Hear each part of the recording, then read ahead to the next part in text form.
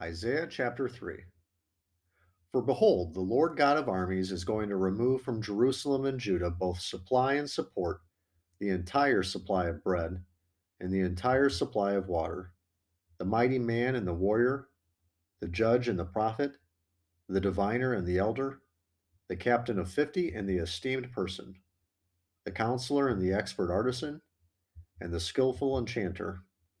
And I will make mere boys their leaders, and mischievous children will rule over them, and the people will be oppressed, each one by another, and each one by his neighbor. The youth will assault the elder, and the contemptible person will assault the one honored.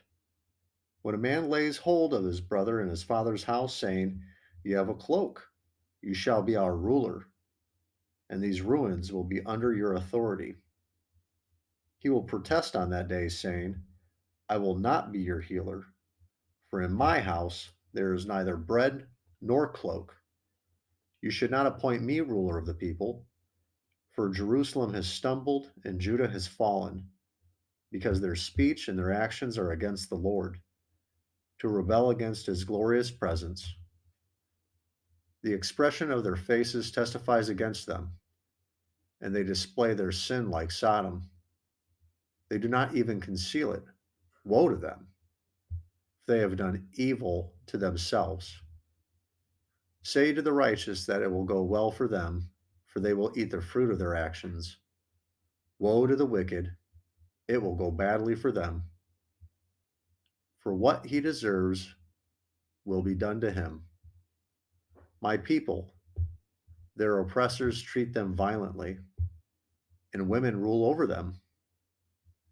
My people, those who guide you lead you astray and confuse the direction of your paths. The Lord arises to contend and stands to judge the people. The Lord enters into judgment with the elders and leaders of his people. It is you who have devoured the vineyard. The goods stolen from the poor are in your houses. What do you mean by crushing my people and oppressing the face of the poor? Declares the Lord God of armies. Moreover, the Lord said, because the daughters of Zion are haughty and walk with heads held high and seductive eyes, and go along with mincing steps and jingle the anklets of their feet, the Lord will afflict the scalp of the daughters of Zion with scabs, and the Lord will make their foreheads bare.